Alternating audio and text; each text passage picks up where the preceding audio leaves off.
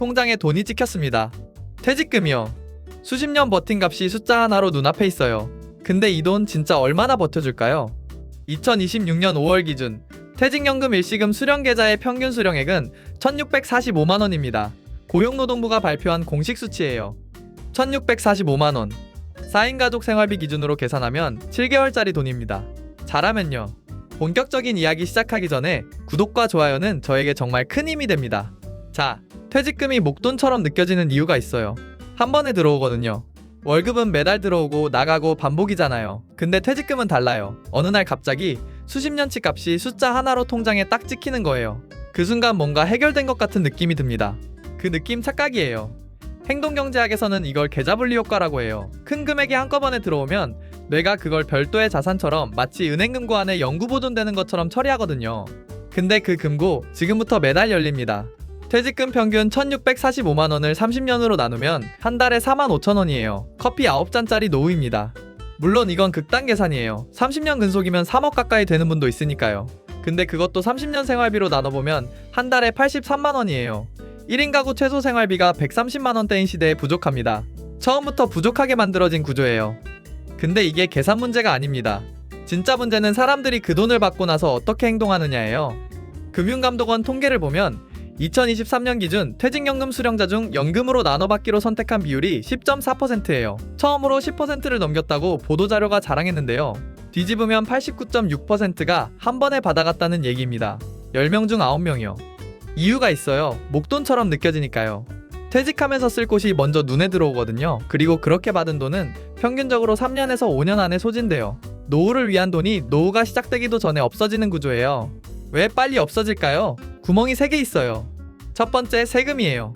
퇴직소득세가 있는데 근속이 길수록 공제를 많이 해줘서 세금이 줄어드는 구조이긴 해요. 문제는 지금이 한 직장에서 20년, 30년 버티는 시대가 아니라는 거예요. 통계청 기준 임금근로자 평균 근속연수가 6년 8개월이에요. 이직을 두세 번 하면 퇴직금도 조각조각 나눠받게 되고 그때마다 쓸 곳이 생기는 게 인간이에요. 두 번째, 창업이에요. 퇴직하면 뭔가 해야 할 것 같잖아요. 가장 먼저 가는 데가 치킨집, 카페, 편의점이에요. 소상공인 시장진흥공단 기준 신규 창업 5년 생존율이 30% 수준이에요. 10명 중 7명은 5년 안에 정리합니다. 치킨집이 꿈을 먹고 삽니다. 근데 퇴직금도 같이 먹어요. 세 번째가 제일 조용하고 제일 무섭습니다. 이름이 물가예요. 퇴직금 1억을 은행에 넣었어요. 금리 3%면 1년에 300만원 이자예요. 괜찮아 보이죠? 근데 그 해에 물가도 3% 올랐다면 300만원은 상쇄예요. 이자가 생긴 게 아니에요. 원금이 유지된 것 뿐이에요. 숫자는 그대로인데 살 수 있는 게 줄어드는 구조예요. 통장은 안 건드렸는데 어느 날 생활 수준이 조용히 내려가 있는 거예요.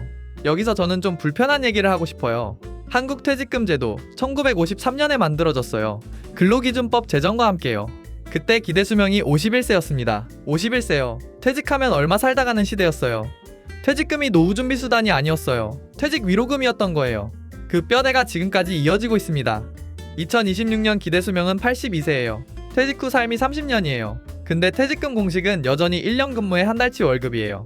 경제 규모는 수천 배 커졌고 기대수명은 30년 늘었는데 노후 설계 틀은 70년 전 그대로예요. 저는 이게 단순한 제도 낙후가 아니라고 봐요. 퇴직금 제도를 바꾸면 기업의 인건비 부담이 올라가요. 퇴직연금 수익률을 높이려면 금융권이 손해보는 구조가 생기고요. 그래서 70년 동안 큰 틀이 안 바뀐 거예요. 누가 악당이라는 얘기가 아니에요. 이해관계가 그렇게 설계된 거예요. 2026년 2월 고용노동부와 한국노총, 경영자총협회가 노사정 합의를 했어요. 퇴직연금 의무화입니다. 모든 사업장이 퇴직금을 외부 금융기관에 적립해야 하는 방향이에요. 늦었지만 방향은 맞습니다. 근데 여기서도 한 가지가 걸려요. 의무화가 되더라도 일시금 수령은 그대로 허용돼요. 결국 받는 방식은 개인 선택이에요. 그리고 우리는 이미 89.6%가 어떤 선택을 하는지 알고 있어요. 근데 여기서 진짜 이상한 게 하나 나와요. 연금으로 나눠 받으면 퇴직소득세가 30%에서 40%까지 깎여요. 일시금보다 세금을 훨씬 덜 내는 구조예요. 수천만원 차이가 날 수 있어요. 이걸 알면서도 89.6%가 일시금을 선택합니다. 무지해서가 아니에요. 목돈이 눈앞에 있을 때 인간은 지금의 나를 믿거든요. 30년 뒤의 나보다 오늘의 나를 더 신뢰해요. 내가 잘 굴리겠지라고요. 그리고 그 심리를 알면서도 제도가 설계된 거라면 이건 개인의 문제가 아니라 구조의 문제예요. 억울하죠? 저도 억울합니다. 실제로 계산해봅시다.